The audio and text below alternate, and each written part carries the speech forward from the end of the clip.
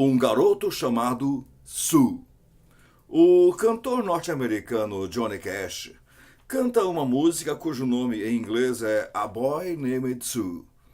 Nessa música ele relata a história de um rapaz que era revoltado com o seu nome porque ele se chamava Sue. E sua mãe contava a ele essa história desde que ele era pequenininho, que com 3 anos de idade o pai estava bêbado e saiu de casa para nunca mais voltar e realmente nunca mais voltou. E antes de sair de sua casa, o seu pai havia feito algo contra aquele filho, já sabendo que iria sair, dando-lhe o nome de Sue. Aquele menino cresceu revoltado, aquele menino cresceu com raiva do seu pai e ele jurou para si mesmo que se um dia ele encontrasse o pai, ele daria uma boa surra no pai e talvez até o mataria, porque não admitia que seu pai tivesse colocado nele aquele nome tão estranho, Sue. Ele cresceu, tornou-se um homem forte, muito forte por sinal, mas o seu único objetivo na vida era encontrar seu pai e acertar as contas com ele.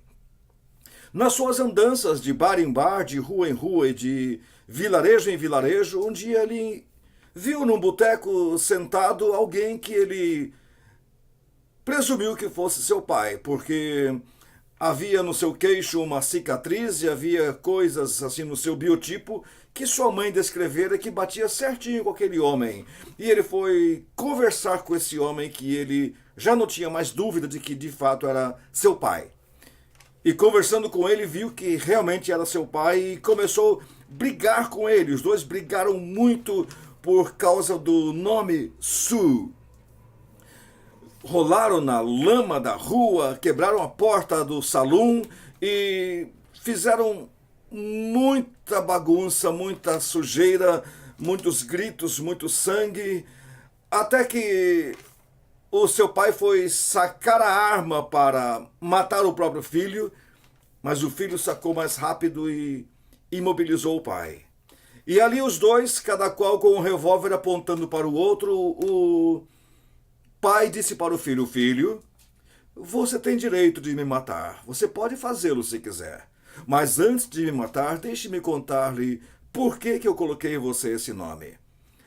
Eu sabia que você era um garoto frágil, eu sabia que você ia enfrentar muitas dificuldades na vida, então, para que você não fosse engolido pelas lutas da vida, para que você não sucumbisse diante de tantas dificuldades, eu resolvi dar a você esse nome, Sue, para que você fosse uma pessoa revoltada e até irada, e com isso você tornasse uma pessoa forte e conseguisse vencer as dificuldades e todas as lutas que aparecessem. Agora que você sabe da história, você pode fazer comigo o que quiser. O filho ouviu essa história do pai e disse consigo mesmo: não vale a pena matar esse homem. Vou deixar para lá.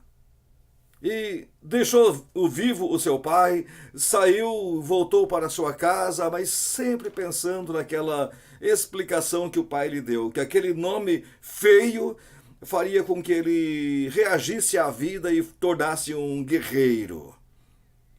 Ele até conseguiu, não digo perdoar, mas amenizar seu sentimento de revolta contra seu pai. Mas ele fez um juramento. Se um dia ele tivesse um filho, ele colocaria nesse filho o nome de George, qualquer outro nome menos o nome de Sue. A questão é, será que o sofrimento ensina a pessoa? Eu tenho trabalhado com pessoas em situação de rua e tenho visto que se sofrimento ensinasse alguma coisa, todos os mendigos seriam filósofos e doutores. As pessoas pensam que o sofrimento em si mesmo ensina, e eu digo a você, meu amigo, não ensina não. Quem quer aprender, aprende no sofrimento ou na quietude, na bonança. Quem quer aprender, aprende em qualquer circunstância. Há pessoas que podem sofrer até morrer e nunca aprenderão. Vamos imaginar o povo de Israel sofrendo por 40 anos no deserto. Sofreram por uma geração inteira e mesmo assim não aprenderam nada a ponto de ficarem todos prostrados no deserto e não entrarem na terra prometida. O sofrimento em si não ensina a pessoa, aprende a pessoa que quer aprender. Será que o mundo nos ensina? Será que devemos fazer com que nossos filhos sejam expostos a situações vexatórias, dificultosas para que possam aprender? Será que devemos largar nossos filhos no mundo para que eles sejam ensinados pelo mundo? Eu conheci um rapaz, um senhor, na verdade, que pensava que o filho deveria sair pelo mundo com 15, 16 anos para aprender o que realmente é a vida, porque ele, esse pai que pensava isto, saiu para o mundo com 13 anos e ele achava que por ter ido ao mundo com 13 anos, sozinho, sem os pais, sem mais nada, ele aprendeu muita coisa, então o filho deveria passar pela mesma situação. Você concorda com isso? Você acha que expondo seu filho às coisas do mundo, jogando, largando, abandonando seu filho, ele vai realmente aprender alguma coisa? Você acha que uma pessoa aprende a nadar necessariamente sendo jogada na água? Não, muitos morrem afogados. Alguns aprendem, mas muitos morrem afogados. Então, pensar que largar o filho exposto ao mundo vai ensiná-lo a viver é um conceito muito errado do que é a vida. Não há lugar melhor no mundo para aprender do que o aconchego do lar.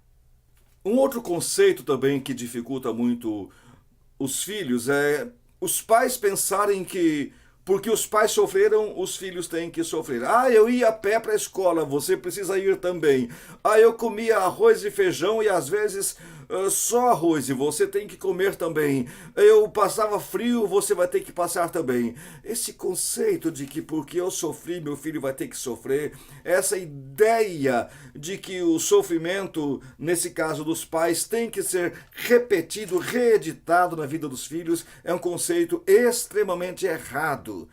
Se tivermos um pai tirano, nós não temos que ser tiranos para com nossos filhos. Se tivermos pais omissos, não devemos ser omissos para com nossos filhos. Nós não precisamos reeditar em nossos filhos os erros que nossos pais cometeram. Não devemos reeditar nos filhos os sofrimentos que nos acometeram. Os pais têm o direito de expor seus filhos a perigos. Os pais têm o direito de apertar seus filhos simplesmente porque eles são pais. Os pais têm o direito de fazer com que seus filhos sofram só porque eles têm autoridade sobre os filhos. A Bíblia diz: corrija teu filho, mas não excedas a ponto de matá-lo. Não há registro na Bíblia de um pai ter matado um filho, portanto, corrigir. Mas é possível que um pai mate o filho, não fisicamente, mas que mate sua alma, que mate suas iniciativas, que iniba seu filho a ponto de essa pessoa crescer recalcada, sem iniciativa, com medo de tudo, com medo de repreensões, com medo de severas reprimendas, com medo da opinião negativa do pai. Matar os filhos não é apenas tirar-lhe a vida, mas tirar a alma, tirar a essência, fazer com que as crianças cresçam com medo. A Bíblia fala da necessidade dos filhos obedecerem aos pais, mas também fala da necessidade dos pais respeitarem os filhos. Quantos pais não respeitam seus filhos e os tratam como se fossem objetos ou seres desqualificados que não têm direito à opinião, que não podem falar nada? Se por um lado existem aqueles pais permissivos que não colocam ordem na casa, existem também aqueles pais tiranos, as mães tiranas, que não permitem que os filhos tenham seus direitos respeitados. Criar os filhos é uma arte. Educá-los para que sejam bons cidadãos e, acima de tudo, para que tenham um encontro com Deus, que vivam uma vida correta, isto é uma arte que aprendemos aos poucos. Ninguém nasce sabendo ser pai, ninguém nasce sabendo ser mãe. Aprendemos a cada dia. Precisamos da direção e da orientação de Deus. Por isso, você que é pai, você que é mãe, cuide do seu filho. Invista na alma dele, invista na sua psique. Faça com que seu filho tenha em você um amigo, um amparo, um abrigo. Faça com que seu filho veja nos seus exemplos, no seu dia a dia, algo a ser imitado. Faça com que seu filho e sua filha queiram ser iguais a você. É difícil criar uma criança? Sim, é muito difícil. Por mais que tentemos acertar, sempre vamos descobrir que erramos mais do que gostaríamos, erramos mais do que admitimos, erramos mais do que pensamos, erramos mais do que sabemos. Mas acertaremos sempre quando amarmos intensamente.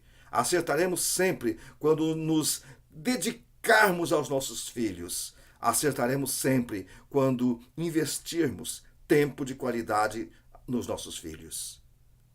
Seja um bom pai, seja uma boa mãe e você verá que seu filho sempre será uma bênção na sua vida. Então lembre-se, quando você tiver um filho, você não precisa colocar nele um nome esquisito, porque você não quer ter na sua família a boy named Sue.